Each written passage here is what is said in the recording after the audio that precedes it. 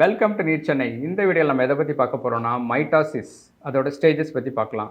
மைட்டாசிஸ்ங்கிறது cell division எப்படி ஆகுது அப்படிங்கிற அந்த ப்ராசஸ் தான்.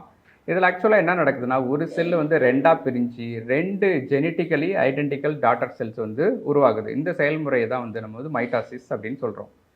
இந்த மைட்டாசிஸ் பார்த்திங்கன்னா மல்டி செல்லுலர் ஆர்கானிசம், அது கூட அதுகளோட growth, repair and asexual reproduction, இந்த ப்ராசஸ்க்கெலாம் ரொம்ப முக்கியமாக இருக்கிறது.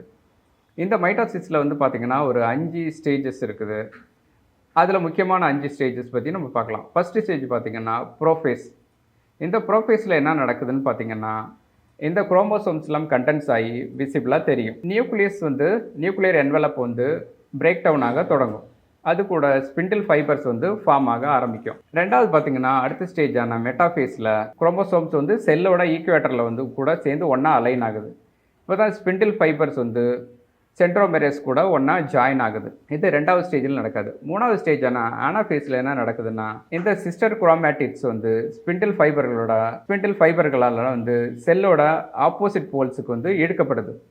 இதுதான் 3வது ஃபேஸில் நடக்காது. 4வது ஃபேஸான டெலோஃபேஸில் என்ன நடக்குதுன்னு பார்த்தீங்கன்னா, இந்த குரோமேட்டிட்ஸ் வந்து அந்த போல்ஸை வந்து ரீச் ஆகிடுது. அப்போ வந்து ஒவ்வொரு குரோமோசோம் செட்டையும் சுற்றி நியூக்ளியர் என்வலப் வந்து ரீஃபார்ம் ஆகுது.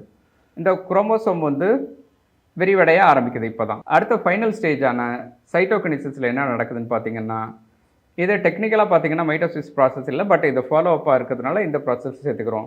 இப்போ வந்து சைட்டோபிளாசம் வந்து 2ஆக டிவைட் ஆகி 2 செப்பரேட் டாட்டர் செல்களை உருவாக்குது. இவ்வளவு தான் வந்து இந்த மைட்டோசிஸில் ப்ராசஸில் நடக்கிறது. ஒரு பேரண்ட் செல்லு 2 டாட்டர் செல்லாக மாறுறது தான். இந்த வீடியோ பிடிச்சிருந்துச்சுன்னா உங்கள் ஃப்ரெண்ட்ஸுக்கு ஷேர் பண்ணுங்கள். டவுட் இருந்துச்சுன்னா இந்த நம்பரில் எங்களை காண்டாக்ட் பண்ணுங்கள். தேங்க்யூ. All the best.